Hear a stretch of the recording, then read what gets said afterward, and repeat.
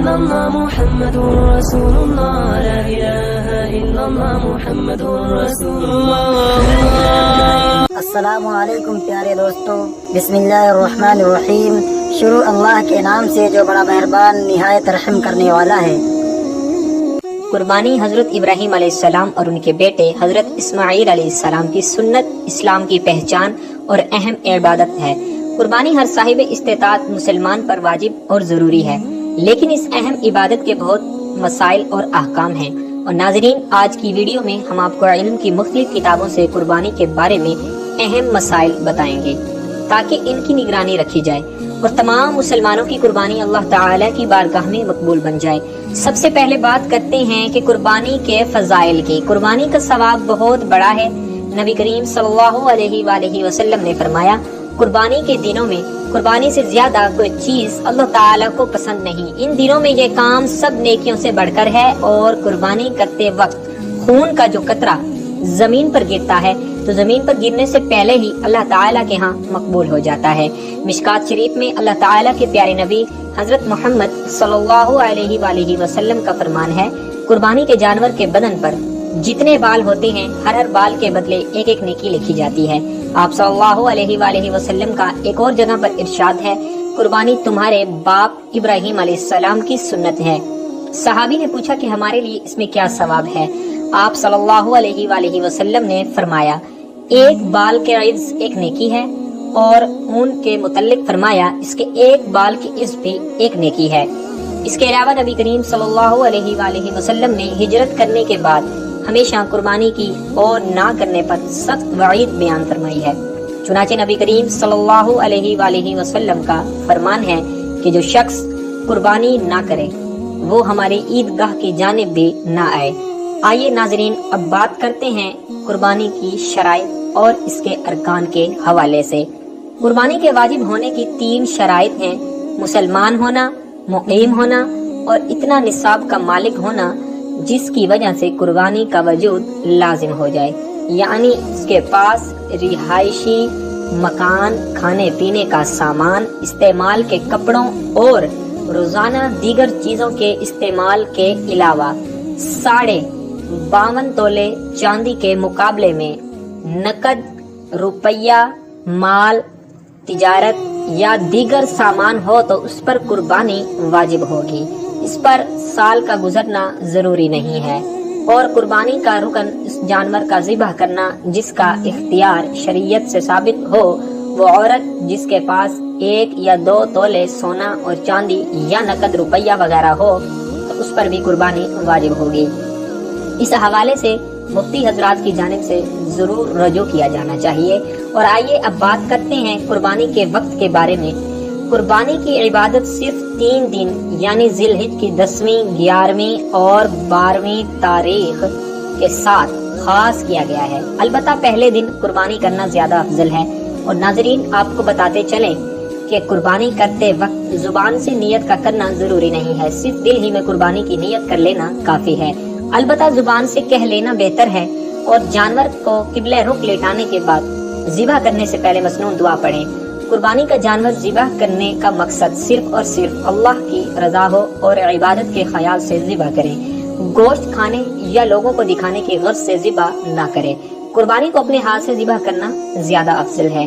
اگر خود ذبح نہ کرنا جانتا ہو تو کسی اور سے ذبح کرا لے، لیکن ذبح کے وقت جانور کے سامنے کھڑا رہے اور بسم اللہ اللہ اکبر کی تلقین کرتا رہے تاکہ ذبح کرنے والا غلطی نہ کرے۔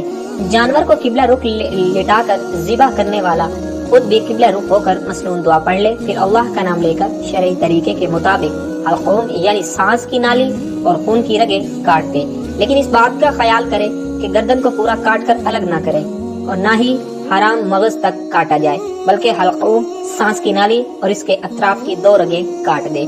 ذبح کرتے وقت اس بات کا پورا اہتمام کیا جائے کہ جانور کو کم سے کم تکلیف ہو۔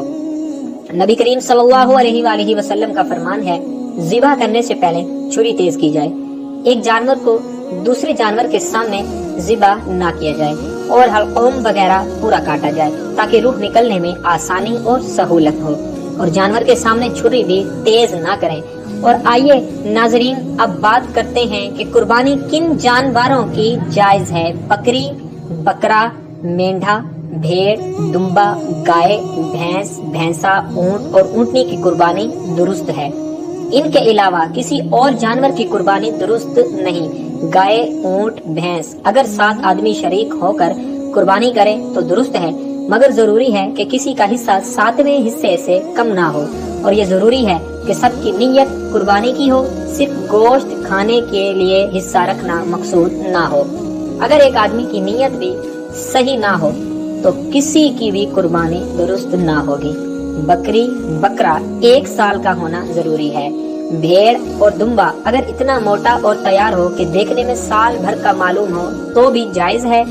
गाय, भैंस या बैल 2 साल का, जबकि ऊंट 5 साल का होना जरूरी है। इन उम्रों से कम उम्र के जानवर कुर्बानी के लिए जायज नहीं। अगर जानवरों का फरोख्त करने वाला जानवर की उम्र पूरी बताता है और जाहिरी हालत में ऐसा नहीं लगता तो उस पर एतमाद करना जायज है। जब किसी जानवर की उम्र पूरी होने का यकीन हो जाए तो उसकी कुर्बानी करना दुरुस्त है, वरना नहीं। और अगर जानवर देखने में पूरी उम्र का मालूम होता है मगर यकीन के साथ मालूम है कि इसकी उम्र अभी पूरी नहीं हुई तो उसकी कुर्बानी दुरुस्त नहीं। दुम्बा और भेड़ इस हुक्म से अलग हैं। उनके बारे में पहले बता चुके हैं कि अगर उनकी सेहत बहुत अच्छी है तो वो 6 माह के भी कुर्बान किए जा सकते हैं। याद रहे कि जानवर के दांतों को देखकर फैसला करने में जल्दी ना करें। उम्र का लिहाज करें। जिस जानवर के सींग पैदाइशी तौर पर ना हो या कोई बीच में से टूट गया हो उसकी कुर्बानी दुरुस्त है। हाँ, सींग जड़ से उखड़ गया जिसका के असर दिमाग पर होना लाजिम है तो उसकी कुर्बानी दुरुस्त नहीं। जो जानवर अंधा या काना हो या उसकी आंख की 1/3 रोशनी जाती रही है या एक कान या 1/3 से ज्यादा कट गया हो तो उसकी कुर्बानी करना दुरुस्त नहीं। जो जानवर इतना लंगड़ा हो कि सिर्फ 3 पाँव से चलता है, चौथा पाँव जमीन पर रखता ही नहीं या रखता हो मगर उस पर चल नहीं सकता तो उसकी कुर्बानी दुरुस्त नहीं। और अगर चलने में चौथे पाँव का सहारा तो ले लेता है मगर लंगड़ा कर चलता है तो उसकी कुर्बानी दुरुस्त है। अगर जानवर इतना पतला हो कि उसकी हड्डियों में गूदा ना रहा हो तो उसकी कुर्बानी दुरुस्त नहीं। अगर इतना दुबला ना हो तो कुर्बानी दुरुस्त है। जानवर जितना ज्यादा मोटा हो इसी कदर कुर्बानी अच्छी है। जिस जानवर की 1/3 से ज्यादा दुम वगैरह कटी हुई हो तो उसकी कुर्बानी जायज नहीं।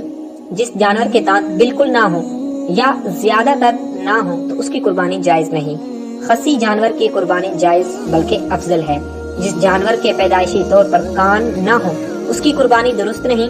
अलबत्ता अगर कान हो मगर छोटे हो तो उसकी कुर्बानी जायज है।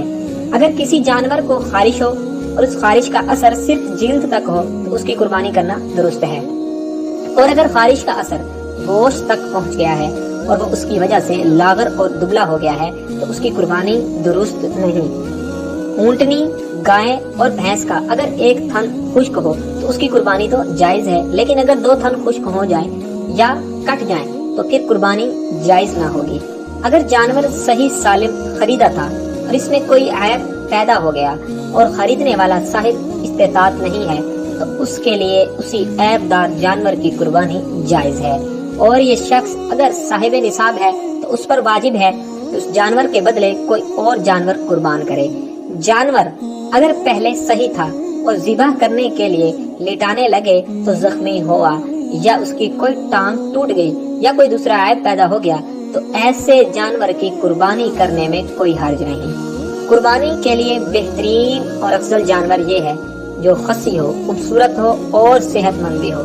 बड़े जानवर में अगर 7 हिस्सेदार हों तो उसके गोश्त को तोलकर तकसीम किया जाना चाहिए। अंदाजे से तकसीम ना करें वरना कोई हिस्सा ज्यादा और कोई हिस्सा कम होने की सूरत में कुर्बानी कबूल ना होगी। अगर तमाम हिस्सेदार एक ही जगह खाते हैं, अलग अलग नहीं हैं, तो इस सूरत में गोश्त तोलकर तकसीम करने की जरूरत नहीं।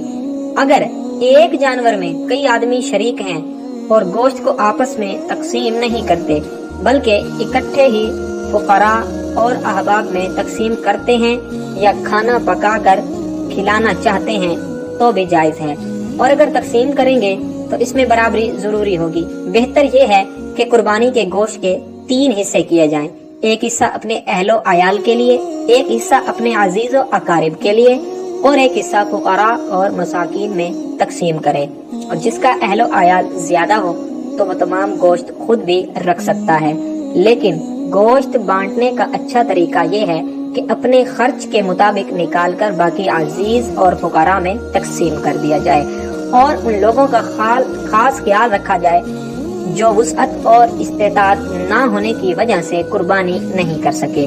اور یہ جو آج کل ادلا بدلی ہوتی ہے کہ یہاں سے گوشت ہمارے ہاں آیا، اس کے ہاں ہم بھی پہنچا دیں گے ورنہ نہیں دیں گے، غریبوں اور حاجت مندوں پر نظر نہیں ہوتی، جن کی قربانی ہوتی بھی ہے ان کے ہاں بھی گوشت بھجوایا جاتا ہے، تو یہ بالکل خلاف عقل ہے۔